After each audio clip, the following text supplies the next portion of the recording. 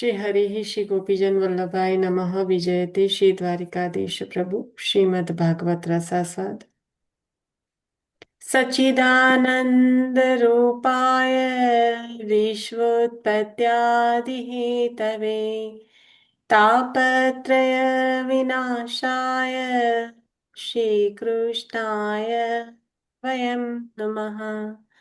શ્રી વલ્લભને હૃદયમાં પધરાવીને શ્રીમદ ભાગવતજીનું રસપાન કરીશું. શ્રીમદ ભાગવત રસાસ્વાદ પ્રથમ સ્કંદ 10મો અધ્યાય.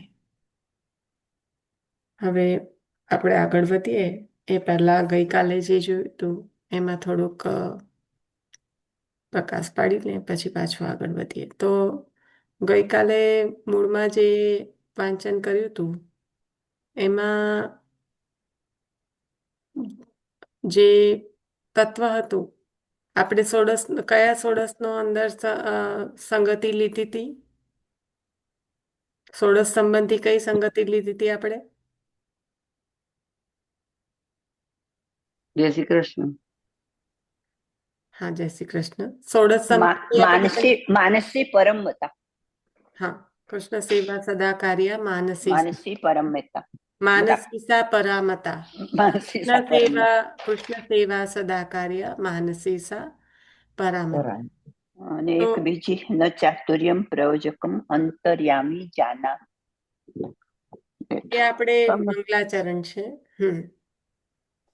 મંગલાચરણ છે. કે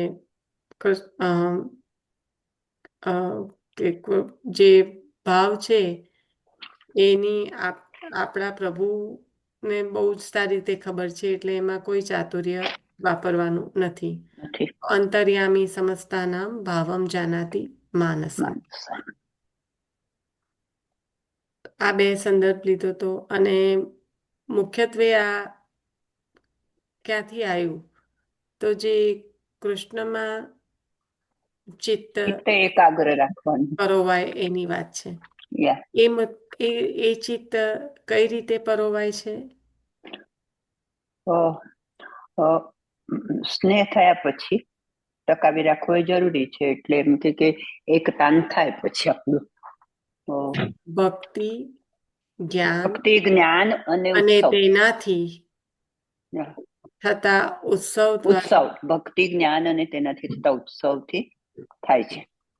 ઉત્સવ દ્વારા કૃષ્ણમાં ચિત્ત એકતાન થાય છે. તો આપણે જોયું હતું.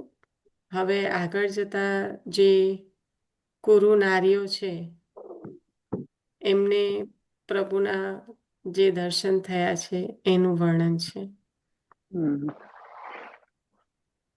તો કુરુ નારીને કેવા દર્શન થયા છે કે આ કૃષ્ણ છે એ જ ભગવાન છે. જ્યારે પ્રભુ પધારી રહ્યા છે ત્યારે બધા જ પોતાના જે અશ્રુઓ છે એને રોકી રહ્યા છે. એવો શબ્દ પ્રયોગ હતો કે યથાર્થ રૂપે. હા, એ યથાર્થ રૂપે જાણે છે એના પહેલા પાછું હું થોડું આગળ આવી ગઈ. પ્રભુ જ્યારે પધારી રહ્યા છે ત્યારે બધા પોતાના અશ્રુઓને રોકી રહ્યા છે. જો રડે તો અપશકન થાય, એટલે પ્રભુને હસતા મોડે તો વિદાય નથી કરી શકતા, પણ પોતાના અશ્રુઓને પણ ત્યાં આગળ રોકી રાખે. તો આવા જે પ્રભુ જે પધારી રહ્યા છે ત્યારે હવે જે કુરુ સ્ત્રીઓ છે એમને આપનું યથાર્થ, જે હમણાં વાસી બોલ્યા કે યથાર્થ જ્ઞાન થયું છે પ્રભુ સંબંધી, કે આ કૃષ્ણ છે એ જ ભગવાન છે. અને શ્રુતિના સંબંધે પણ કહ્યું, અને જે જ્ઞાન એમને થયું છે કે બ્રહ્મ એ જ બ્રહ્મ, એ જ પરમેશ્વર, એ જ પ્રભુ. નહીં ને? બ્રહ્મ આત્મા આત્મા, હા, ને હતો એવો ભગવાન શબ્દ. એ જ છે. બ્રહ્મ પણ છે, નિશા, તું ડિસ્ટર્બ થતી તું નહીં બોલું, હા, વચ્ચે. તું બ્રહ્મ સમજાવ. પણ આ છે, ભગવાન પણ આ છે, અને આત્મા પણ આ જ છે. આવું જ્યારે જ્ઞાન આપને થયું છે, ત્યારે પ્રભુનું આપણે જે જોયું હતું કે આમાં જ દસવિધ લીલા સુધીનું આવી ગયું. કારણ કે આ પ્રભુ જે છે એ જ બ્રહ્મ છે, ત્યારે આપની ક્રિયાશક્તિ દ્વારા જગતની ઉત્પત્તિ અને લય કરે છે. અને એ જ ભગવાન જ્યારે સ્વધર્મ, પહેલા તો સ્વધર્મનું સ્થાપન કરે છે. એટલે આપણે જે વાત થઈ હતી કે 6 ધર્મો સહિતનું જે સાતમું ધર્મી સ્વરૂપ, તો પહેલા તો સ્વધર્મનું સ્થાપન કરે છે અને પછી પોતાની ક્રિયાશક્તિ દ્વારા જગતમાં એટલે કે સૃષ્ટિમાં પોતાનો આવિર્ભાવ લાવે છે. અને ત્યારે સૃષ્ટિનું પ્રકટ થવું, અને જ્યારે તિરોભાવ કરે છે ત્યારે સૃષ્ટિનો લય થાય છે. તો આટલું આપણે ટૂંકાણમાં જોયું હતું, અને વાત પણ થઈ હતી કે ઓમ નમો ભગવતે તસ્માત ઓમ નમો ભગવતે, એટલે રૂપનામ વિભેદેન જગત ક્રીડતી યોયત. એ શ્લોક મને ઓલવેઝ વચ્ચેની કડીમાં થોડીક મિસ્ટેક થાય છે. ઓમ નમો ભગવતે તસ્મૈ કૃષ્ણાત અદ્ભુત કર્મણે રૂપનામ વિભેદેન જગત ક્રીડતી યોયથ. તો હજી તો ત્રીજા સર્ગલીલામાં આનું બહુ ઊંડાણપૂર્વક અને બહુ સુંદર રીતે વર્ણન આવશે, જેમાં વધુ સારી રીતે સમજાશે. પણ તે છતાં આપણે બ્રહ્મ અને જે કહેવાય કે પરમાત્મા, ભગવાન, એ બધું જે છે એ જ્યારે આપણે શરૂઆતના અધ્યાયમાં આપણે જોઈ ગયા છીએ. તો અહીંયા આગળ જે આટલું હતું કે આમાં જ 10 લીલા આવી ગઈ, કારણ કે બ્રહ્મ છે તો પોતાની ક્રિયાશક્તિ દ્વારા સૃષ્ટિનું પ્રકટ કરવું, તો ક્રિયાશક્તિ દ્વારા જ્યારે પ્રકટ કરે છે તો એ બ્રહ્મનું સ્વરૂપ છે. પણ પ્રભુ છે, જો પ્રભુની વાત કરીએ કે ભગવાન, તો આપણે જોયું હતું કે કાલે મેં કીધું હતું કે મનન કરજો કે સૃષ્ટિનો ઉત્પન્ન કરવાની જે પ્રભુની ભગવાનની, અહીંયા આગળ ભગવાન એ સંદર્ભમાં કહ્યું છે કે હવે લીલાત્મિકા સૃષ્ટિ છે. તો પ્રભુ મુખ્ય 5 પ્રકારની લીલા કરે છે. યાદ હોય તો આપણે કાલે મેં કીધું હતું કે આના પર મનન કરજો. મનન એટલા માટે જ કરવાનું હતું કે જે ભગવાન લીલાત્મક સૃષ્ટિ છે, બ્રહ્મ છે એ જ્યારે સૃષ્ટિ પ્રકટ કરવાનું જે પ્રયોજન છે એમાં ક્રિયાત્મક છે. અને અહીંયા આગળ જે પ્રભુની લીલા અર્થે જે 5 મુખ્ય પ્રભુની 5 મુખ્ય લીલા એમાં જ આવે છે. પહેલામાં પહેલી લીલા કઈ છે? રચના કરવી, સર્જન કરનાર, ના કરવી, સૃષ્ટિની સર્જન, બરાબર. સર્જન કરવું. પછી બીજું એમાં પ્રવેશવું, બરાબર, એમાં પ્રવેશ કરવો, બરાબર. પછી વિસ્તાર કરવો, અને એકના અનેક કરવા. એકના અનેક કરવા નહીં, એક હોવા છતાં અનેક રૂપે દેખાવા. બિરવાબેન, બહુ મોટો ભેદ છે. અનેક રૂપે દેખા. કારણ કે આપણે બધા જ સાંભળી રહ્યા હોય ને, એટલે એકોહમ બહુ શ્યામ. એક હોવા છતાં અનેક હોવાનો એકોહમ બહુશ્યામ એ આગળ આવી ગયું, એ આની સાથે ના જોડાય બેન.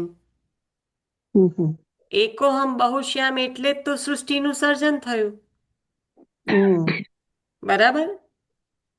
પ્લીઝ કેરફુલી જોઈન કરો. બહુ નાના નાના શબ્દોના ડિફરન્સ છે, પણ છે પૂરેપૂરા તાત્વિક રીતે. અનેક પછી- રૂપે દેખાય છે એવું હતું. પછી ભોગ હતું એટલે હું રટવાની વાત નથી કરતી, પોપટની જેમ. બહુ શું આવે છે. એક હોવા છતાં અનેક હોવાનું એક હોવા છતાં અનેક દેખાયા. તો દેખાય. એ જ છે કે હરેકમાં પ્રવેશ થયા એટલે તો એવી રીતે દેખાયા. દેખાય. અને તાત્વિક રીતે સમજો ને, કોઈ એકોહમ બહુશ્યામ કે છે, કોઈ એક હોવા છતાં અનેકનો કોઈક બીજો મિનિંગ કે છે, પછી પાછું કોઈ રિપીટ કરે છે. એવું નથી કરવાનું. બધાના હૃદયમાં હું વસું છું.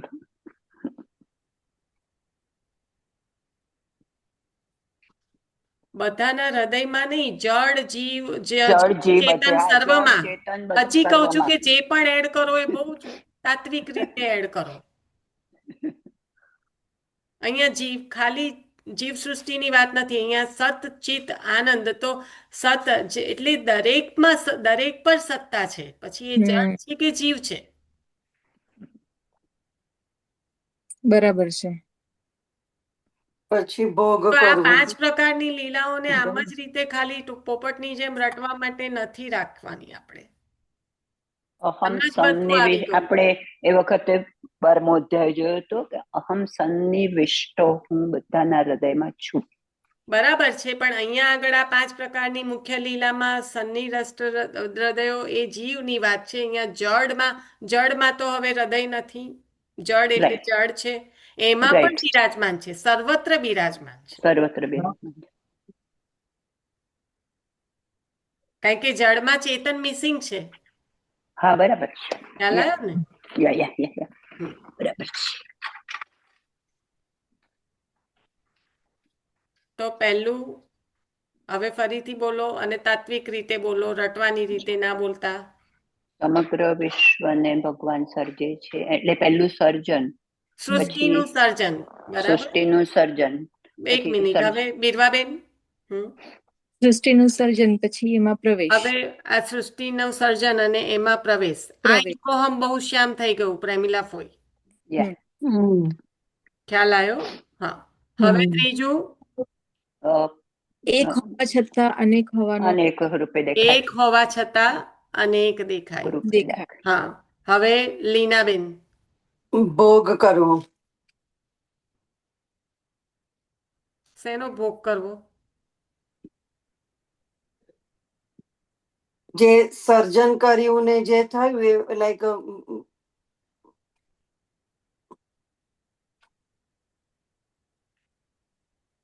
બરાબર છે, બોલો. એકોહમ બહુશ્યામ થયા છે શેના માટે? ભોગ લેવા માટે, લાઈક ભોગ લેવા માટે. ભોગ લેવા માટે બહુ જુદો મિનિંગ થઈ જાય બેન. હા, એ વાત બરોબર છે. જો કે હા, એટલે ભોગનું સુખ આપવા માટે કહેવાય. પછી તો ભોગનું સુખ આપવા માટે નહીં, લેવા માટે. આ ભોગ કરે છે એટલે એવું જ ને. સૃષ્ટિનું સર્જન કર્યું છે એના માટે ને, કે હા, એ ભોગનું. ભોગવી શકે, ભોગતા બની શકે. બરાબર.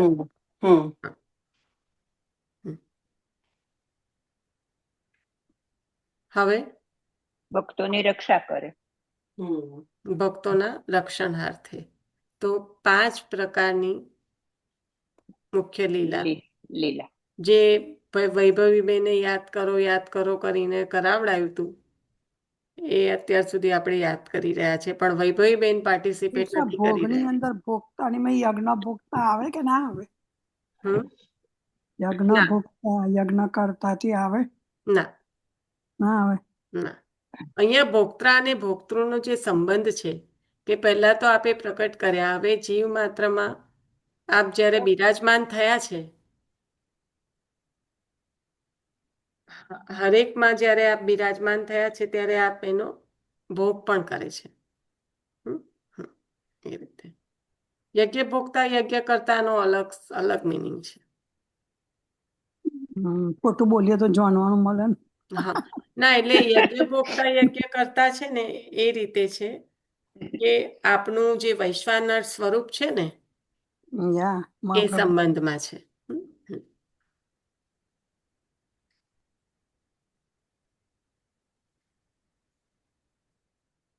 ઓકે, હવે આમાં હેતલ જોઈન થઈ છે. કાલે કહેતી હતી લીલા લેવાનું કહેતા હતા. નથી દેખાતી. કઈ નહીં, આવે પછી પાછું જો એને અવકાશ હશે તો લેશે. પણ આમાં 10મી જ લીલા એ રીતે જ આવી ગઈ કે આપ જ્યારે જે સર્જન થઈ રહ્યું છે સૃષ્ટિનું એમાં આવિર્ભાવ થયો છે આપનો. આ આવિર્ભાવ થયો અને આ બધું થયું છે લીલા અર્થે. એટલે આપણે બે જે સ્વરૂપ જોયું ભગવાન અને બ્રહ્મનું, તો ભગવાન જે સ્વધર્મ સહિત પહેલા તો બિરાજમાન થયા અને પછી લીલા અર્થે આ સૃષ્ટિનું જે આપનો આવિર્ભાવ થયો છે અને ત્યારે સૃષ્ટિનું સર્જન થયું છે અને જ્યારે તિરોહિત થયા છે ત્યારે લય થયો. લય થાય. હવે જોઈ લઈએ શું હજી રહી જાય એવું છે. અને તમને લોકોને પ્રશ્ન છે કોઈને આ સંદર્ભમાં? તો હજી આ છે ને આ પાછું બહુ જ ઊંડાણપૂર્વક સર્ગ લીલામાં તો આવશે જ. એક વખતે ફરીથી આ બોલી જાવ ને 5 લીલાઓ પ્લીઝ. સર્જન કરવું, એમાં પ્રવેશ કરવો એ બોલી જાવ ને નિશાબેન. કોણ બોલવું છે કોઈને કે હું બોલું? તમે હું બોલો. બોલું. ભગવાન 5, હા શું કહો છો બીરવાબેન? એક જ મિનિટ, તમે બોલી જાવ ને 5. હું બોલું એવું કહો છો? ઓકે. ભગવાન 5 પ્રકારની લીલાઓ કરે છે. પહેલું તો સમગ્ર વિશ્વને ભગવાન સર્જે છે. સર્જ્યા પછી સૌમાં પ્રવેશ કરે છે. પોતે એક હોવા છતાં અનેક રૂપે દેખાય છે. સર્વમાં વિરાજીને ભોગ કરે છે. મારે આ શબ્દ જે હતો એ જોઈતો તો લીનાબેન. ભોગ કરે છે કયું? એટલે મેં કીધું કે શું? તો કે સર્વમાં બિરાજીને. અને આપણે એના સંદર્ભમાં બોલ્યા કે એકોહમ બહુશ્યામ થયા છે જેના માટે. એટલે નિશા આમાં પેલું આવે છે, અહમ વૈશ્વાનરો ભૂત્વા પ્રાણી નામ દેહમાશ્રિતો. શું કહે છે તું? એક જ મિનિટ માસી, હું પૂરું કરું. હા સોરી. તો સર્વમાં વિરાજીને ભોગ કરે છે. અને અહીંયા સર્વમાં એટલે કણ કણ માત્રમાં. અને એટલા માટે જ કીધું કે સતચિત અને આનંદ, તો જે સત્તાત્મક, જે સત્તા બ્રહ્મની છે હરેક જડ જીવ ચેતન બધામાં, એની વાત છે. સર્વમાં વિરાજીને ભોગ કરે છે. અને અવતાર લઈને, હવે જે જુદા જુદા પ્રકારે આપ બિરાજમાન થાવ છો ભૂતલ પર, જુદા જુદા અવતાર લઈને, તો અવતાર લઈને અવતાર લેવાનું મુખ્ય પ્રયોજન શું છે? રક્ષા. એટલે અવતાર લઈને ભક્તોની રક્ષા કરે છે. બીરવાબેન થઈ ગયા 5? હા થઈ ગયા. બરાબર. આને છે ને તાત્વિક રીતે એક ક્રમ જ રહેશે જો એને તાત્વિક રીતે સમજશો. કારણ કે સર્જન થાય પછી જ એમાં પ્રવેશ થાય. પ્રવેશ થાય પછી પોતે એક હોવા છતાં અનેક રૂપે દેખાવાનું મુખ્ય કારણ શું છે? લીલા અર્થે. કારણ કે હવે જો સર્વમાં વિરાજીને ભોગ કરવો, જે લીલા પ્રભુ કરવા ચાહી રહ્યા છે, જેના માટે એકોહમ બહુશ્યામ થયા, તો એ ક્યારે શક્ય બને કે પોતે એક હોવા છતાં અનેક રૂપ. અને એટલા માટે એના સંદર્ભમાં આપણે આ જે શ્લોક લીધો તો કે રૂપ નામ વિભેદેન જગત ક્રીડતી યોયતે. કારણ કે ક્રીડા કરવા અર્થે સૃષ્ટિનું સર્જન થયું છે એના માટે, ક્રીડા કરવા અર્થે. એટલે પોતે એક હોવા છતાં અનેક રૂપે દેખાય છે. અને કરવા સૃષ્ટિનું સર્જન જ કર્યું છે ક્રીડા અર્થે, તો ભોગ પણ કરશે. એટલે સર્વમાં વિરાજીને આ ભોગ કરે છે. અને જે અવતાર લીલાઓ છે, જે જુદી જુદી અવતાર લીધા પ્રભુએ, એની પાછળનું મુખ્ય પ્રયોજન શું છે? તો ભક્તની રક્ષા. એટલે અવતાર લઈને ભક્તની રક્ષા કરે છે. કારણ કે પોતે એક હોવા છતાં અનેક રૂપે દેખાયા અને સર્વમાં વિરાજીને ભોગ કરી રહ્યા છે. ત્યાં ભોગતા અને ભોક્તૃનો સંબંધ સ્થપાયો છે. એટલે કે ભક્ત અને ભગવાનનો. હવે જ્યારે આ સંબંધ સ્થપાઈ ગયો, તો પછી જે ભક્ત પર કંઈ પણ આવી પડશે તો એની રક્ષા પણ કોણ કરશે? ભગવાન જ કરશે. કઈ રીતે કરશે? તો અવતાર લઈને કરશે. એટલે પાંચમું એ સંબંધમાં આવ્યું. આ પાંચેયનો તાત્વિક સંબંધ જ્યારે જોડી દો ત્યારે એને બહુ સારી રીતે સમજી શકાશે. આમ તો તમે બધા સમજી જ ગયા હશો. ઊંડાણમાં એટલે લઉં છું કે આજે નહીં ને 6 મહિના પછી પણ ત્યારે એવું ના લાગે કે મારાથી એક ભૂલાઈ ગયું. કારણ કે ભૂલી જવાનો અહીંયા કોઈ અવકાશ જ નથી. સર્જન થયું છે તો પ્રવેશ કરશે. કે શેના અર્થે? એકોહમ બહુશ્યામ. કેમ? ક્રીડા કરવાના અર્થે. અગર ક્રીડા કરવાના અર્થે જ પ્રકટ થયા છો તો ભોક્તા અને ભોક્તૃનો જે સંબંધ છે એ સ્થપાશે. એટલે કે ભક્ત અને ભગવાનનો. એ કરવા માટે પોતે એક હોવા છતાં અનેક રૂપે દેખાયા. કારણ કે જળ જીવ ચેતનમાં જ્યારે સર્વત્ર બિરાજમાન છે અને સર્વનો ભોગ કરવાનો છે, તો એક છે છતાં અનેક રૂપે થયા. અને હવે સર્વમાં વિરાજીને ભોગ કરી રહ્યા છે. અને જ્યારે આ સંબંધ સ્થપાઈ ગયો છે ત્યારે એની રક્ષા પણ કરવી રહી. એટલે ભક્તની રક્ષાર્થે અવતાર લઈને, કારણ કે આટલા બધામાં પ્રવેશ કર્યો, ભોગ કર્યો, હવે એની રક્ષા કરવા પણ અલગ અલગ અવતાર લેવા પડશે ને. એ લીલા અર્થે અવતાર લઈને ભક્તની રક્ષા કરે છે. તો આ રીતે ભગવાન જે 5 પ્રકારની લીલાઓ કરે છે એને જ્યારે યાદ કરવાનો પણ પ્રયત્ન કરીએ તો આ રીતે જોડીને તાત્વિક રીતે કરીએ તો ક્યારેય એને ભૂલાશે નહીં. અને ભૂલવાના અહીંયા કંઈ પરીક્ષા અર્થે તો યાદ રાખવાનું નથી, પણ આ તત્વ આગળ આગળ આગળ બધે જોડાશે.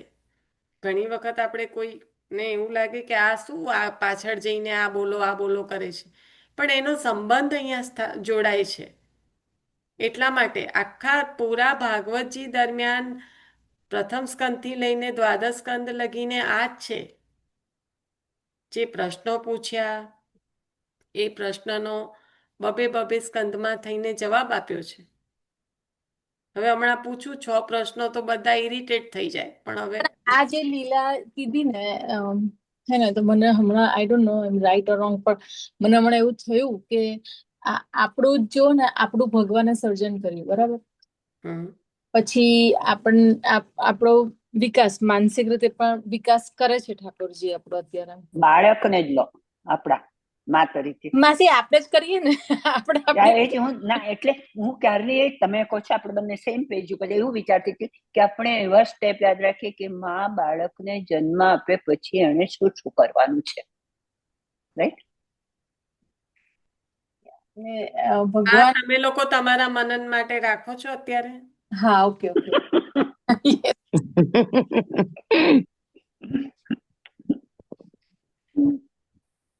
એ વાત નિશા તારી બરોબર. હું મારા મનમાં ક્યારની શું આમ લાઈક પરમેનન્ટ માટે વિચારું છું. પ્રહલાદજીનું છેક છેલ્લે રક્ષણ કરવા સુધીનું આવે છે ને એમનું.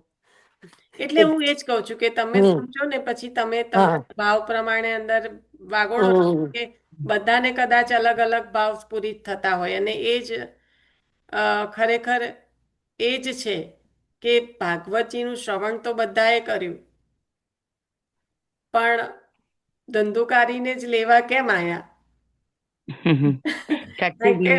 ભગવત પચાયું તું હારું એટલે મનન ચિંતન કર્યું, પચાયું હારું, બસ મનન અંદર ઉતારી દીધું.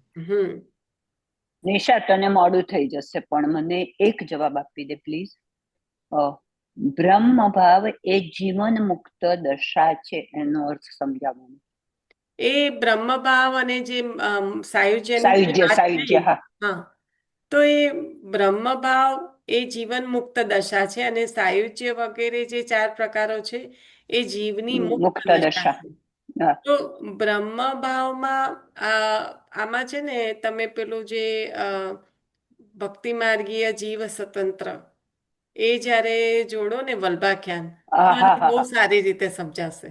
ઓકે. હા હા. આને જો તમારે સ્વતંત્ર ક્રીડા કરવા, હમ સ્વતંત્ર ક્રીડા કરવા એવું હતું ને એમાં. ના ના ના ના, ભક્તિ માર્ગીય જીવ સ્વતંત્ર કેવળ ભક્ત ન થાય. કેવળ ભક્ત ન થાય. હા, કારણ કે મને મોઢે નથી. ભક્તિ માર્ગીય જીવ સ્વતંત્ર કેવળ ભક્ત ન થાય. ઓકે. એને ફરીથી બોલ ને, એના દ્વારા સમજાય દે. મને 2-3 દિવસથી આ પૂછે છે. એટલે અહીંયા આગળ જે મુક્તિના 2 પ્રકાર કયા કે બ્રહ્મ ભાવ અને સાયુજ્ય. તો બ્રહ્મ ભાવ એ જીવન મુક્ત દશા છે.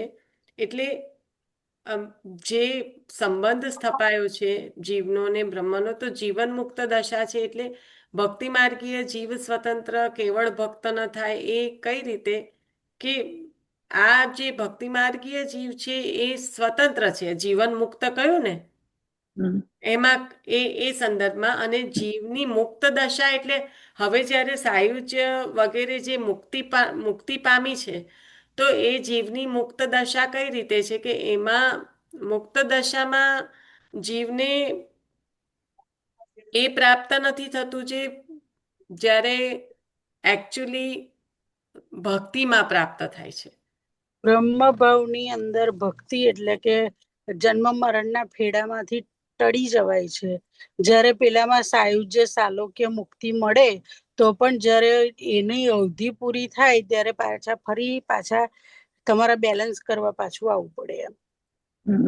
એ અને બેનું અને અને સ્વતંત્ર નથી ને, બેલેન્સ કરવા આવવું પડે એ બરાબર છે, પણ સ્વતંત્રતા નથી ત્યાં. પ્રભુનો સ્પર્શ નથી એમાં, પ્રભુનો સ્પર્શ નથી.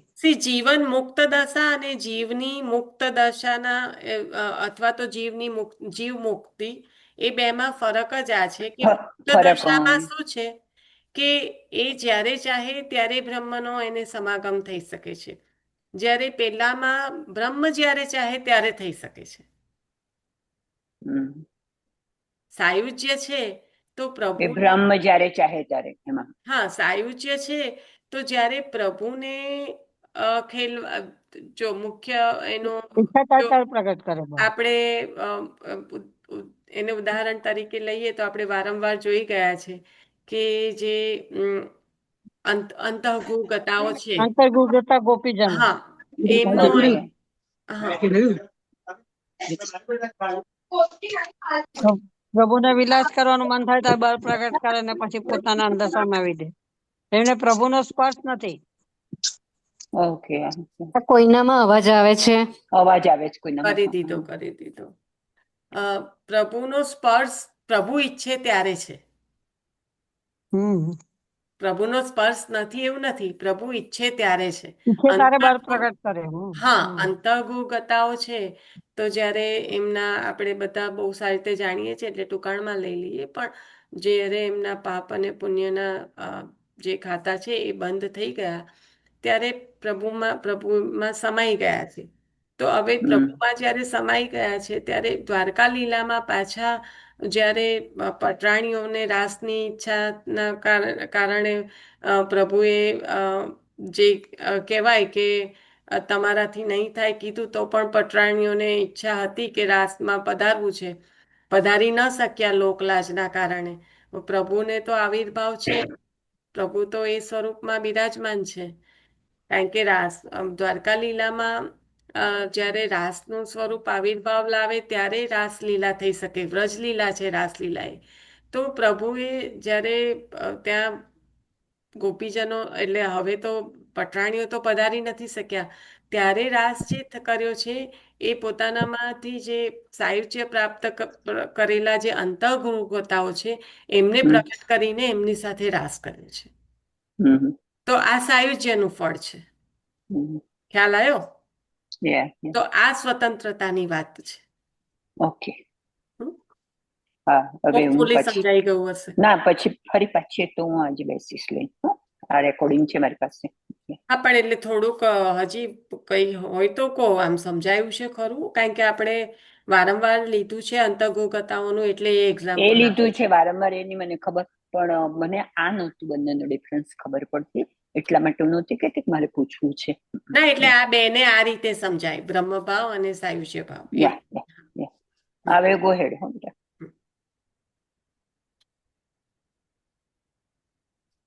અને એટલા માટે બ્રહ્મભાવમાં આ ભક્તિ માર્ગીય જીવ સ્વતંત્ર, એમ એ સ્વતંત્રતા કઈ છે.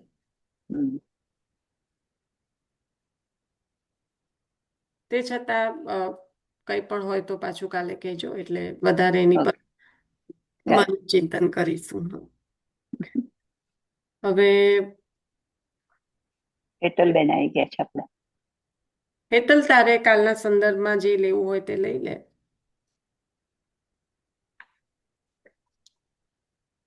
કારણ કે કાલે તું કહેતી હતી ને કે 10વીર લીલા આવી ગઈ આમાં, તો પછી એના સંદર્ભમાં.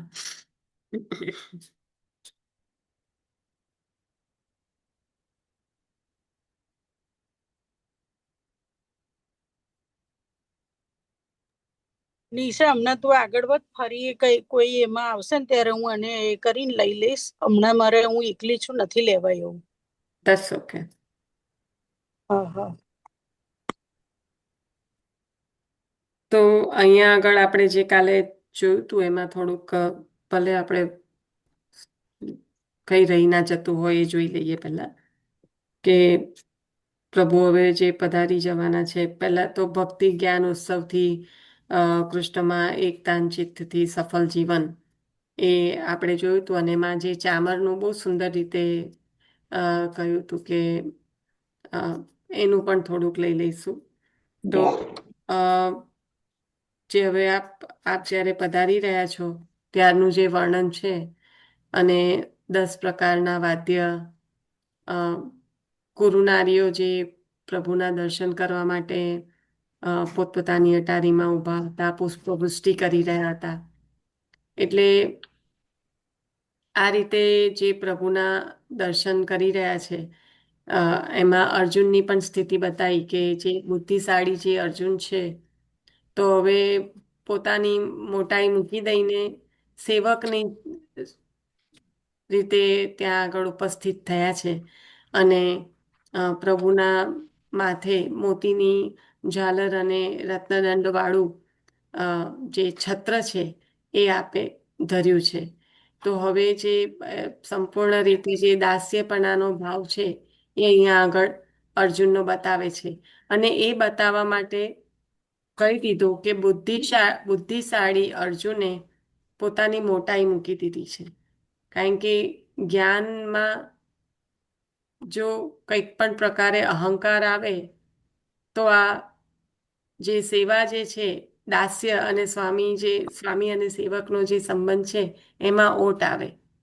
એટલે અહીંયા આગળ કહ્યું કે પોતાની મોટાઈ મૂકી દીધી. એટલે એટલા માટે ભક્તિને પ્રાધાન્ય આ રીતે જ આપવામાં આવ્યું છે કે જ્ઞાન છે તો જ્ઞાનમાં કંઈક પણ પ્રકારનો જો રંચક પણ અહંકારનો સ્પર્શ થઈ જાય તો જે સ્વામી અને સેવકનો સંબંધ છે એમાં ઓછા વત્તા પ્રમાણે પણ ઓટ આવી શકે. એટલા માટે જ આપણને આચાર્ય ચરણે જે સમર્પણ, જે બ્રહ્મ સંબંધમાં જે સમર્પણ થયું છે, અને જ્યારે જેનો જેવો ભાવ છે, એમના ભાવી તેવા ઠાકોરજી એમના માથે બિરાજમાન છે. પણ જ્યારે બસ એ વાત્સલ્ય છે કે સખ્ય છે કે માધુર્ય છે કે જે ભાવ છે, પણ એ બધા ભાવોની સાથે પ્રાધાન્યમાં એક ભાવ તો સ્થાયી છે, તે છે એ કયો છે? સ્વામી અને સેવકનો. જે આપણે દાસોહમ, જે આપણે ગદ્ય મંત્રમાં લઈએ છીએ, પંચાક્ષરની વાત કરું છું, તો એ જે છે દાસોહમ કૃષ્ણ એ કથા. આપણે નથી બોલતા અપરસ વિના, એટલા માટે હું ના બોલી. તો આ જે ભાવ છે એ તો કાયમનો છે ને છે જ. પછી એમાં જે કઈ બીજા ભાવ હોય એ ત્યારે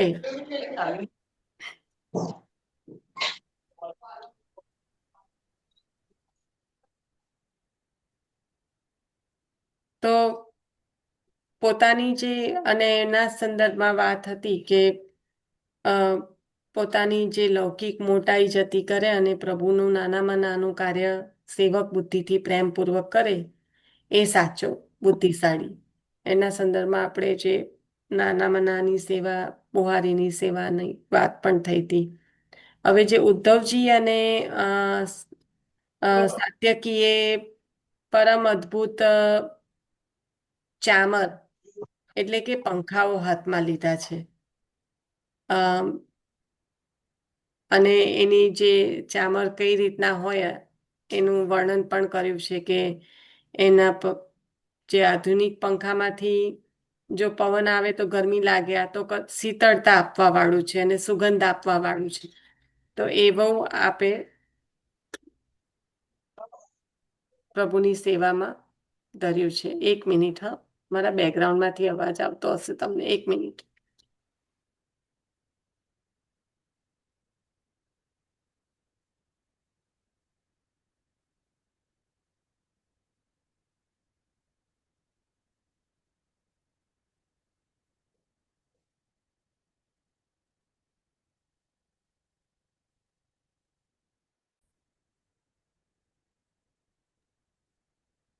ઓ, રેકોર્ડિંગ બંધ થયું હતું. આઈ હોપ ખાલી પોઝ જ થયું હોય, બંધ ના થઈ ગયું. ઓકે. લેપટોપ જરા કામ બંધ કર્યું ને એમાં તો. ઓકે. તો હા, આપણે ક્યાં હતા? હા, ચામર અને પુષ્પવૃષ્ટિથી જે વસંત ઋતુકાળ લાગતો હતો એવું વર્ણન જે પ્રભુ જ્યારે પધારી રહ્યા છે તો રાજ સિંહાસને વિરાજવા કરતા પણ માર્ગમાં અધિક શોભા હતી અને બ્રાહ્મણો આશીર્વાદ દેતા હતા. ઉત્સવ મનાવાઈ રહ્યો હતો અને સર્વની દશા કેવી હતી તો સર્વ જે જે પણ ઉપસ્થિત છે ત્યાં એમનું ચિત્ત કૃષ્ણમાં એકતાન થઈ ગયું છે. મુખ્ય આ છે કે બધાનું ચિત્ત પ્રભુમાં છે, જેને મુક્તિ કરતા પણ અધિક ગણાયું. આપણે જે માનસી સાપરામતામાં માનસી સેવાનું જે મુખ્ય ફળ કહ્યું, તો જ્યારે પ્રભુમાં ચિત્ત પરોવાઈ જાય તો એ મુક્તિ કરતા પણ અધિક છે, અધિક ફળ દેવા વાળું છે. મુક્તિનું ફળ એની આગળ તુચ્છ છે. એટલે મુક્તિથી તો ગણિતાનંદની પ્રાપ્તિ થાય. આ ગણિતાનંદ એટલે હમણાં જે વાત થઈ ને ભગવતી માસી, એ જ કે આનંદની સીમા છે. પ્રભુ જ્યારે રમણ કરવાની ઈચ્છા કરે ત્યારે શક્ય બને અને પાછું સમાવી લે. એટલે હા, એટલે એની એક સીમા છે.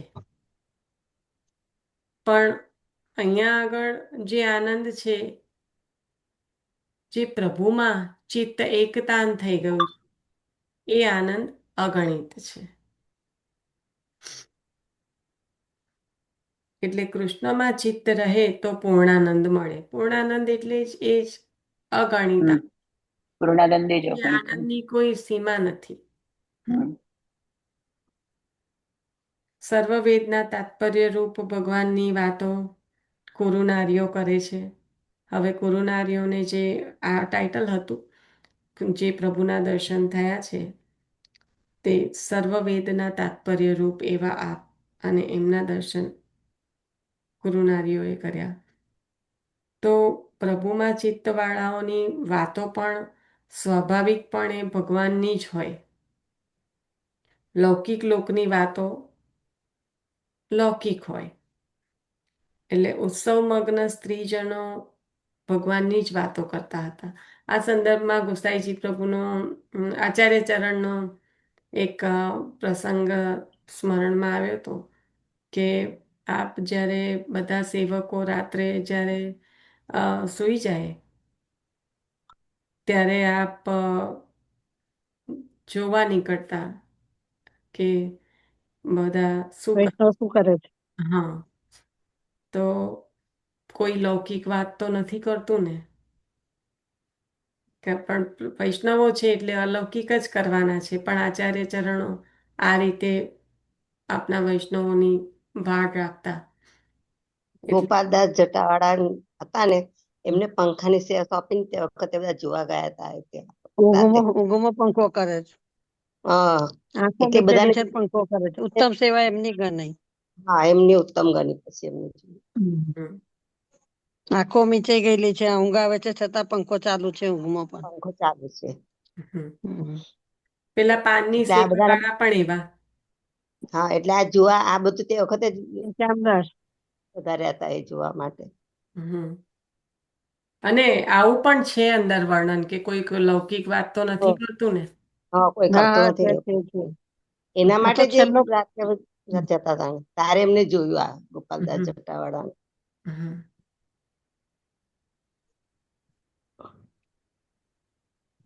એટલે પ્રભુમાં ચિત્ત છે તો પછી લૌકિક વાત કેમ થાય? એટલે પ્રભુના ચિત્તવાળાઓના વાતો પણ સ્વાભાવિકપણે ભગવાનની જ હોય.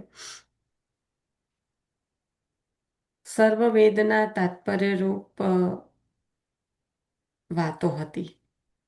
ભગવાનને યથાર્થ રૂપે પરસ્પર વર્ણવતા હતા, જેના સાનિધ્ય માત્રથી જ ઉપાસના, ઉપદેશ કે વિચાર વગર સર્વજ્ઞતા સિદ્ધ થઈ એ ભગવાન. અને અહીંયા એ જ છે, પ્રભુના સાનિધ્ય માત્રથી જ આ સર્વજ્ઞતા એટલે કે બધું સંબંધી જ્ઞાન, સર્વના સંબંધી જ્ઞાન થઈ ગયું છે. તો સર્વજ્ઞતા સિદ્ધ થઈ જેના સાનિધ્ય માત્રથી એ ભગવાન, જેને જાણતા આ સઘળું સમજાઈ જાય છે એ શ્રુતિ છે. પોતાની સામે દેખાતા શ્રી કૃષ્ણના દર્શનથી સઘળું જ્ઞાન થયું. તેથી નગરની સ્ત્રીઓએ નિર્ણય કર્યો, આ કૃષ્ણ જ ભગવાન છે. એ સર્વલોક વેદ પ્રસિદ્ધ છે. બધા લોકવેદમાં પ્રસિદ્ધ એવા કોણ છે? તો આપના માથે બિરાજમાન આપના દિવ્ય સ્વરૂપ. સેવ્ય સ્વરૂપ. તો આ જ કૃષ્ણ છે કે જે સર્વલોક વેદ પ્રસિદ્ધ છે, લોકમાં અને વેદમાં પ્રસિદ્ધ છે. વેદમાં પુરુષમાંથી સૃષ્ટિ કહી છે. વેદમાં જે વર્ણન છે પુરુષમાંથી, બ્રહ્મમાંથી જે સૃષ્ટિનું પ્રકટ થવું એ સંદર્ભમાં અહીંયા કહી રહ્યા છે. તો વેદમાં આ જેમાં આવશે પેલી 10 લીલા જે કઉ છું ને, કાંઈક વિરાટ પુરુષના દર્શન થાય છે ને અર્જુનને, ગીતાનો ઉપદેશ આપે છે ત્યારે પ્રભુમાંથી લીલાઓનું સર્જન વિસર્જન બધું એમાં જ બતાવે છે. એટલે બધી આમાં જ આવી જશે.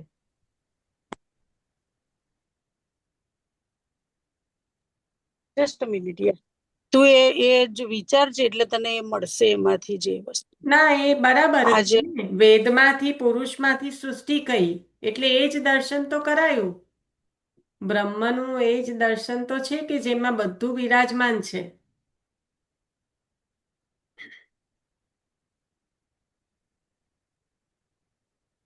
અને એટલા માટે જ મેં કીધું કે બ્રહ્મામાંથી જ્યારે સૃષ્ટિનું સર્જન થયું એ સંદર્ભમાં જ અહીંયા આગળ કહ્યું છે કે વેદમાં પુરુષમાંથી સૃષ્ટિ કઈ છે. ભેદ એટલો જ છે, કઈ રીતનો છે કે બ્રહ્મનું જ્યારે આ સૃષ્ટિનું સર્જન થયું તો એમાં બધું જ વિરાજમાન છે, ટોટલી ખાલી પ્રકટ જ થવાનું છે. તો એટલે કે એ નામ બધું જ એક એક એક એક એક એક એક એક એક એક જે વિરાજમાન છે, હવે એને ઓળખી લો. આમાં આ છે એને ઓળખી લો. એ રૂપ નામ વિભેદેના જગત ક્રીડતી યોયત. એટલે ગઈકાલથી આપણે એનો સંબંધ લઈ રહ્યા છીએ.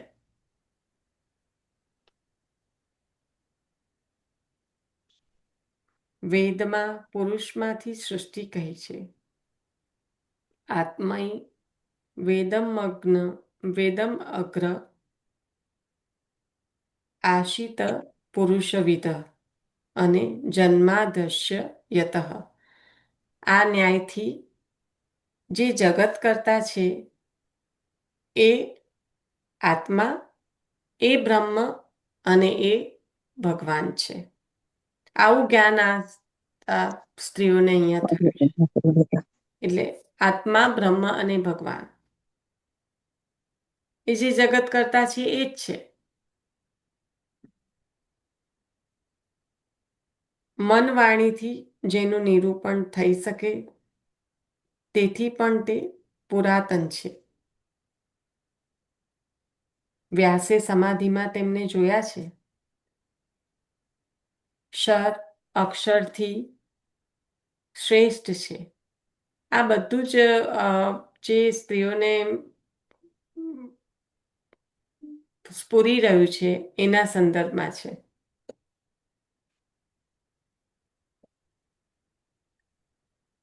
કે આ પ્રભુના સાનિધ્ય માત્રથી કેવું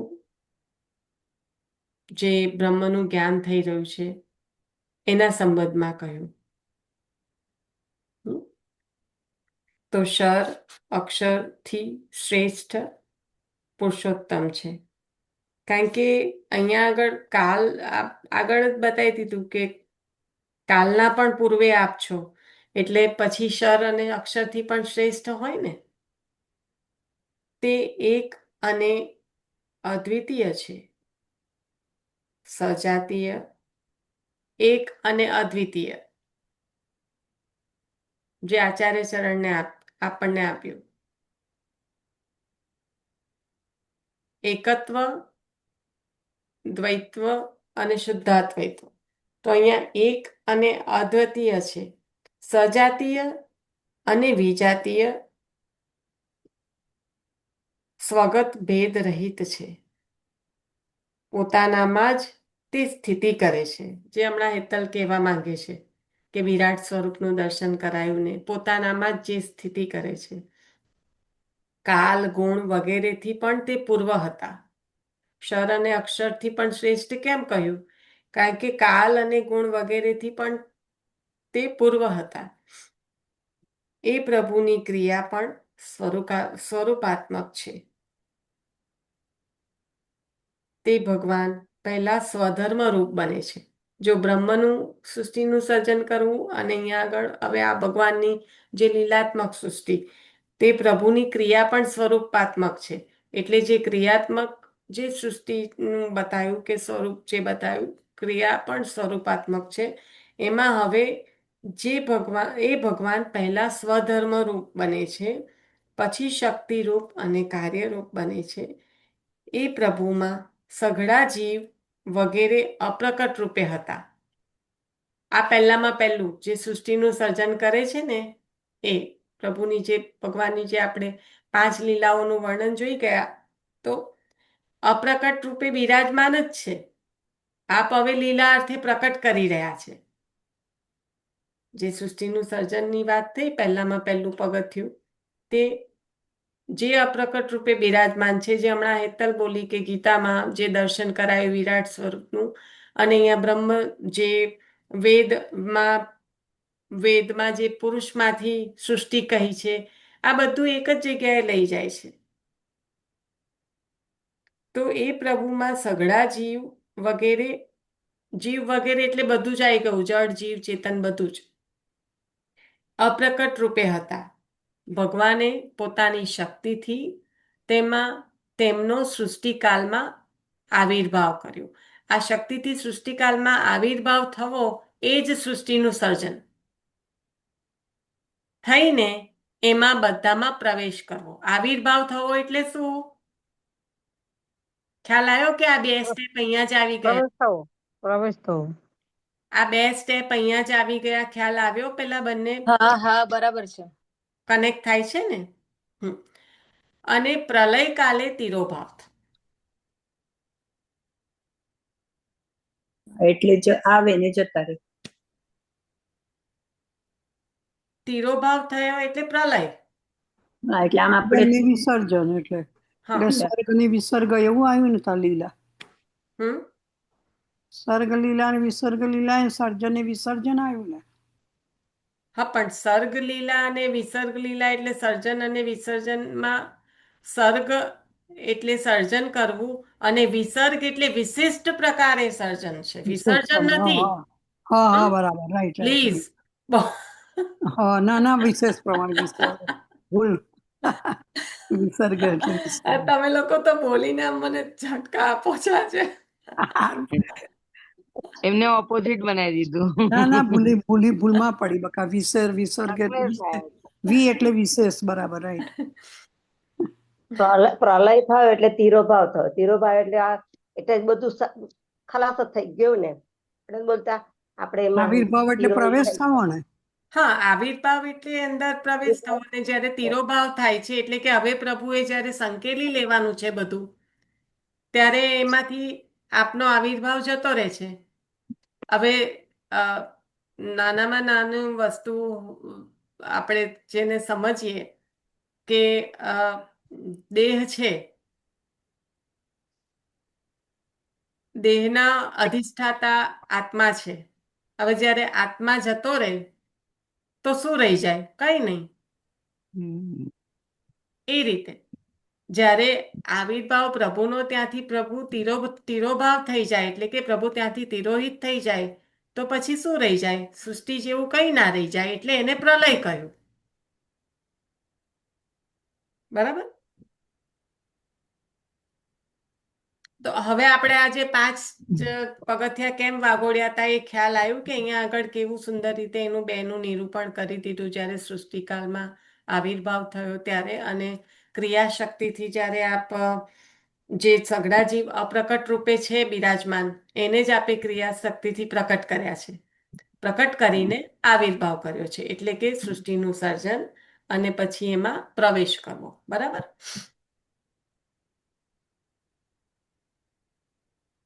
પણ આ ક્યારે તમને એ જ સ્ટેપ અહીંયા ક્યારે જોડાય કે જ્યારે તમને એની સાથે કનેક્ટ એ સ્ટેપ્સને 5 સારી રીતે સમજ્યા હોય ત્યારે. એટલે આપણે આવી રીતના વારંવાર લેતા હોઈએ છીએ. બરાબર. સમય તો થઈ ગયો છે આપણો, પણ હું એક થોડું વાંચન કરી લઉં અને આમાં હજી પણ કંઈ પણ હોય પ્રશ્ન તો જરૂરથી આપણે વાગોડીશું આને. પણ હવે હું આગળ વધું છું. બરાબર. અને કાલે આપણે જે ફોકસની વાત કરતા હતા એ જ વાત કરતા હતા કે કંઈ પણ કામ કરતા હોય તો કરો. આમ જ બેસી જઈએ તો મગજ પાછું બીજે ચાલી જાય. પણ એવું કામ કરો કે જ્યાં ત્યાં આપણા ધ્યાનની જરૂર ના પડે એ કામમાં. એવું કોઈક મિકેનિકલ કામ કે જે આપણે રોજનું કરતા હોય એમાં આપણે પછી બહુ ધ્યાન કામમાં ના આપવું પડે, પણ સંપૂર્ણ રીતે આપણું ફોકસ આમાં રહી શકે એવી રીતના. પ્રકટ ભગવાનના દર્શન માત્ર આંખથી નહીં પણ ઉભરાતા અંતરથી થાય છે. આ ટાઇટલ છે. પ્રકટ ભગવાનના દર્શન માત્ર આંખથી નહીં પણ ઉભરાતા અંતરથી થાય છે. સવૈ કિલાયમ પુરુષ પુરાતન. આ કૃષ્ણ એ જ પુરાતન પુરુષોત્તમ છે. સવૈ કિલાયમ પુરુષ પુરાતન. એક શબ્દોને શાસ્ત્રીજી એટલું સુંદર રીતે મૂક્યા છે કે જાણે આપણને એવું થાય કે સંસ્કૃત હજી વધારે ડિટેલમાં ખબર પડતી હોય તો આને આ તો બહુ ઓછા શ્લોક આપ્યા છે એટલે. પણ આ કૃષ્ણ એ જ પુરુષોત્તમ છે. પુરાતન એટલા માટે કહ્યું કે આ કાલથી પણ પૂર્વે છે. કદાચ બધાને સંસ્કૃત તો એટલું બધું વિશેષ રૂપે ના અંદરથી સમજાય તો એટલા માટે રિપીટ કરું છું કે જ્યારે અહીંયા આગળ કહ્યું ને કે કાલ ગુણ વગેરેથી પૂર્વ છે, કારણ કે ના તો પ્રકૃતિના કોઈ ગુણ સ્પર્શ કરી શકે છે, ના તો કાલ સ્પર્શ કરી શકે છે. એવું જે પૂર્ણ પુરુષોત્તમનું સ્વરૂપ છે, જે આદ્ય બધાથી પહેલા જે કહેવાય એ પૂર્વે કાલ અને ગુણથી પૂર્વે એટલે એનાથી પણ પહેલા, તો એવું જે સ્વરૂપ છે આ કૃષ્ણ એ જ પુરાતન પુરુષોત્તમ છે. પરબ્રહ્મ અવતારેણા વારંવાર અહીંયા આટલું જો આ જેટલું વાંચન કરશો ને એમાં દસમ સ્કંદનું પહેલામાં પહેલું જે નામ આચાર્ય ચરણે ઠાકોરજીનું લીધું કે પરબ્રહ્મ અવતારેણા એ જ આયા કરશે. જો એને વધારે વાગોળવાનો પ્રયત્ન કરશો તો આ જ નામ દેખાયા કરશે. અત્યાર સુધી ના થયું હોય તો આના સંદર્ભમાં પ્રયત્ન કરજો તો ખ્યાલ તરત જ આવશે કે આચાર્ય ચરણે કેટલું સુંદર નિરોધ લીલા ચાલુ થઈ, કૃષ્ણ ભગવાન અવતાર્યા એવું ના કીધું, પરબ્રહ્મ અવતારેણ કહ્યું. અને એટલે આપણે લઈ જ લીધેલું છે. હા, પણ આપણે વારંવાર રિપીટ કરીએ છીએ ને એટલા માટે, કારણ કે મનન ચિંતન જ્યારે કશું નતું ત્યારે પણ પ્રભુ હતા. જ્યારે કશું નતું ત્યારે પણ એ જ હતા, ત્યારે પણ જ્યારે કશું નહીં હોય ત્યારે પણ એ જ છે એમ. તો આ કૃષ્ણ એ જ પુરાતન પુરુષોત્તમ છે. બધા બ્રહ્મજ્ઞ અને યોગી પુરુષો મનનો નિરોધ કરી ભગવાનના દર્શન કરવા મથે છે. જ્યાં સુધી ભગવાનનો અવતાર ન થયો હોય ત્યાં સુધી સમાધિ સાધવા મથે છે, પણ જ્યાં એમને સમજાય કે ભગવાન અવતાર લઈને પધાર્યા છે તો એ બધાય સમાધિ છોડી દઈ પ્રકટ થયેલા પ્રભુના દર્શન કરવા આવે છે. શંકર ભગવાન આયા હતા ને, બરાબર? હા, આત્મા તરીકે ઓળખાયેલા તે પ્રભુ વાસના સહિત પ્રકૃતિના કાર્યનો નાશ કરે છે. ભક્ત યોગીઓ ભક્તિથી ઉભરતા નિર્મલ અંતઃકરણે પ્રકટ થયેલા પ્રભુના દર્શન કરે છે. પ્રભુના દર્શન આંખથી ન થાય, અંતઃકરણથી થાય. અંતઃકરણથી દર્શન એટલે કલ્પના નહીં. આંખો યુઝ ના કરીએ અંતઃકરણ તો કાલ્પનિક દુનિયામાં પહોંચી જઈએ. તો કે અંતઃકરણથી દર્શન એટલે કલ્પના નહીં, ભગવાન સ્વરૂપથી બહાર વિરાજતા હોય એવી દશામાં પણ દર્શન આંખથી નહીં અંતઃકરણથી થાય. અંતઃકરણથી દર્શન થાય એટલે કઈ સ્થિતિ પ્રેમિલા ફોઈ? હે બેટા ઊંઘી નથી ગયા ને? ના જાગું છું, પણ તું શબ્દ બોલી અંતઃકરણ સમજ ના પડી મને. પ્રભુ જો ફરી વખત બોલું છું, આ કઈ સ્થિતિની વાત કરે છે? જે આપણે સેવામાં આપણે જે સ્થિતિની વાત છે એની વાત છે. પ્રભુના દર્શન આંખથી ન થાય, અંતઃકરણથી થાય. અંતઃકરણથી દર્શન એટલે કલ્પના નહીં, ભગવાન સ્વરૂપથી બહાર વિરાજતા હોય એવી દશામાં પણ દર્શન આંખથી નહીં અંતઃકરણથી થાય. એટલે કઈ? હા, આંતરરમણની દશાની વાત. સિંહાસન પર બિરાજેલા પ્રભુ અંતરમાં આવી જાય. તો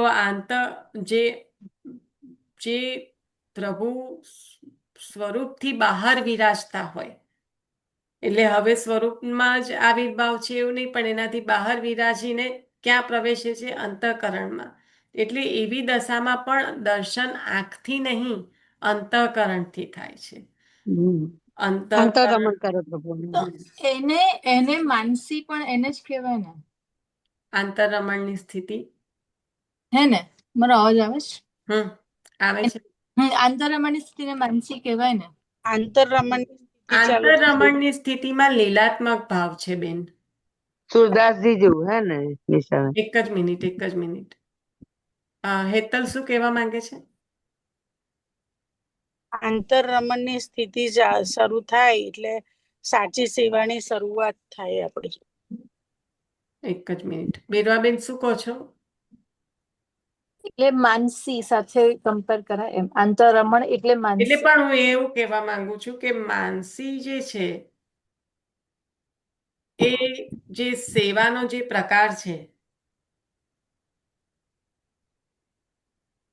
એના સંદર્ભમાં કહો છો તમે? ના, સેવાના પ્રકારમાં નહીં. માનસી એટલે જયારે તમારી ને ઠાકોરજીની સાથે જે એક તો લય પછી એ માનસી કરતા યથાર્થ શબ્દ આ જ છે. અંતરરમણ. વ્યસન દશા ના અંતરરમણ નહીં, વ્યસન દશા જે માનસીના કારણે સિદ્ધ થાય છે. માનસીના ફલરૂપે જે પ્રાપ્ત થતી દશા છે એ વ્યસન. વ્યસન દશા. હા, અને તમે એની વાત કરી રહ્યા છો કે જ્યાં બરાબર ને? ચાલે વ્યસન દશા. હમ. અને આંતરરમણ એટલે બિગિનિંગ. એટલે વ્યસન દશામાં વિપ્રયોગ છે. હા, હા. અને આંતરરમણ એટલે બિગિનિંગ, આ શરૂઆત. માનસી પહેલાની સ્થિતિ કે પછીની સ્થિતિ આવે?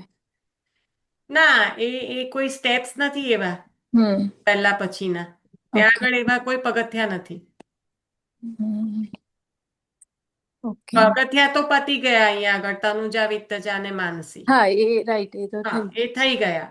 હવે તો તો પછી સેવાના 3 ફલદશાની, પ્રકારની. હવે તો આ બધી ફલદશા જ છે. તમે વ્યસન. હા, બધી ફલ. ઓકે, સમજી ગઈ. એ તો તનુજા, માનસી ને વિત્તજા એ તો સેવાના પ્રકાર આયા ને. હા, એટલે પગથિયા બધા, એટલે એ પૂછતા હતા ને કે આના પછી આવે, એટલે મેં એવું કીધું કે ત્યાં એ થઈ ગયું કે તનુજા, વિત્તજા અને માનસી.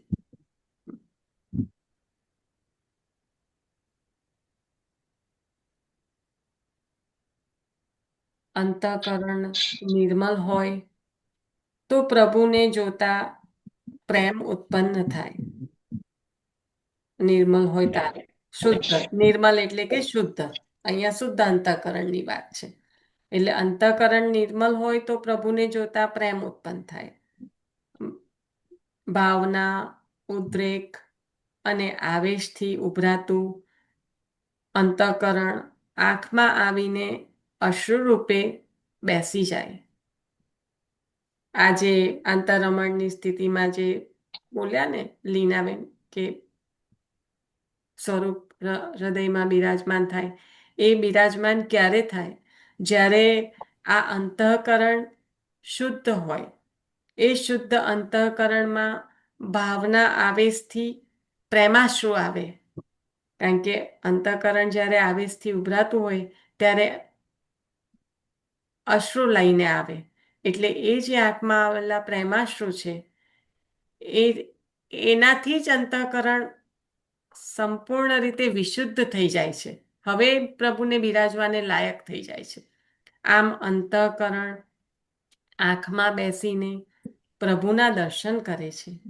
જ્યાં સુધી કેવળ આંખ પ્રભુના દર્શન કરે ત્યાં સુધી દર્શન કર્યા પછી ભગવાન ભૂલાઈ જાય.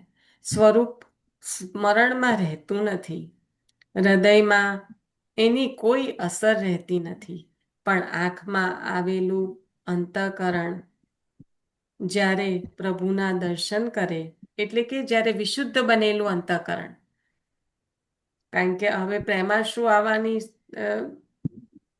આ શરૂઆત જ આના કારણે થાય છે કે ભાવ આવેશથી હૃદય ભરાઈ ગયું છે, ઉભરાઈ ગયું છે અને અંતઃકરણ વિશુદ્ધ થઈ ગયું છે.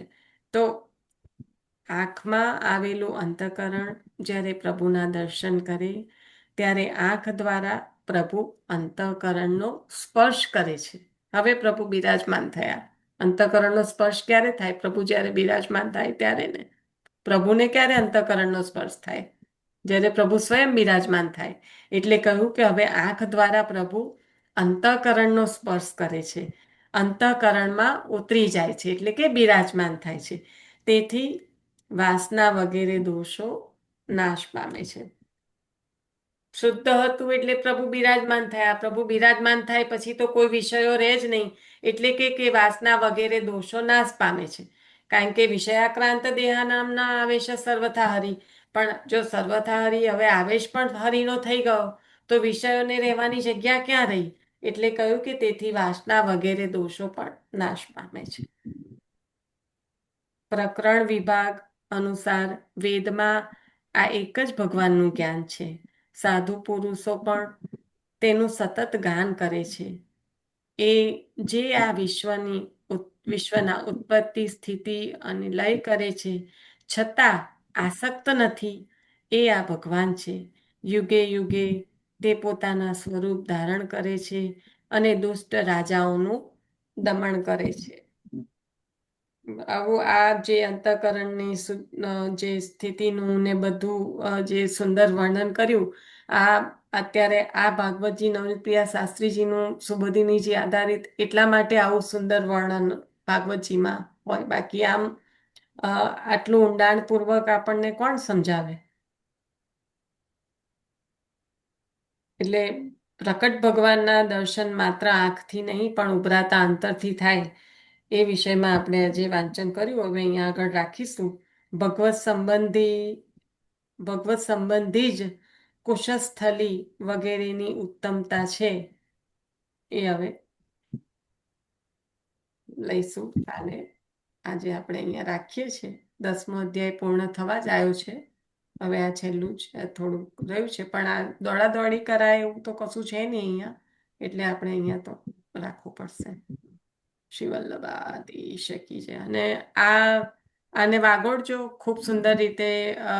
પ્રભુનું સ્વરૂપ જે આંતરચક્ષુઓથી જેનો સ્પર્શ થાય, અંતઃકરણની વાત કરી કે ફક્ત દર્શન કરીને આંખના દર્શનની વાત નથી, આંખ દ્વારા નહીં, પણ જ્યારે આવું પ્રેમાશ્રુ આવે અને અંતઃકરણ શુદ્ધ થાય અને જે પ્રભુ બિરાજમાન થાય હૃદયમાં, એટલે કે આંખ દ્વારા પ્રભુ અંતઃકરણનો જ્યારે સ્પર્શ કરે અને પ્રભુ અંતઃકરણમાં ઉતરી જાય, એવું વર્ણન આપણે આજે જોયું. તો વૈષ્ણવ કરી દો પછી અહીંયા ભૂલી જવું આગળ રાખીશું. હે નિશા? હા, આંતરકમર રમણ માટેનો વૈષ્ણવની યાદી આવી તો કહી દઉં. સુરદાસજી ના આવે એવું કહી દો, પણ એક પછી એક બધા ના કહેશો પ્લીઝ. હા, એક તમને ભૂલાઈ જવાનું હોય તો તમે લઈ લો. નીતાબેન, હું કહું ને કે રાખવાનું છે ત્યાં રાખી દેવું પડે છે. હા, એટલે તમે શ્યામદાસ લઈ લેજો. નીતાબેન, તમે કાલે લઈ લેજો. કોઈને ભૂલી જવાય છે. ખાલી શ્યામદાસ સુથાર, શ્યામદાસ સુથાર ને સુથાર. જયારે પોતે તૈગાડી દર્શન કરવા જાય છે તો એમનાથી રહેવાતું નથી, ઘેર પાછા આવે છે. પછી તૈગાડી એમના ઘરવાળા ફરિયાદ કરે છે કે ગાડી બેહી રહે છે તો ધંધો નથી કરતા, એટલે પછી તેને ઘેર મોકલે છે. તેમનાથી ઘેર રહેવાતું તો વલ્લભ પધારે છે. તો પછી તઈ ઘરના એ કે છે તમે આવો છો તો એ કામ નથી કરતા, એટલે પાછા વલ્લભ ઘેર જતા હતા કે હવે મતી રહેવાતું નથી. એટલે આચાર્ય ચરણે પોતાનું સ્વરૂપ એમના હૃદયમાં પધરાવી દીધું કે હવે તને ઘેર બેઠા વિરત થશે, ઘેર બેઠા મારા દર્શન થશે. એટલે પોતે આંતરરમણ થી પોતે પ્રભુનો વિલાસ કરે છે અંદર. બરાબર ને? સુંદર. પછી ભૂલી જવું કાલે, એટલે હું યાદ આવ્યું એટલે કહી દઉં. હા, સરસ. અને નીતાબેન, તમે પણ જે કહેવા ચાહી રહ્યા છો હું સમજી શકું છું સુરદાસજીનું, એ પણ તમે કાલે લઈ લેજો.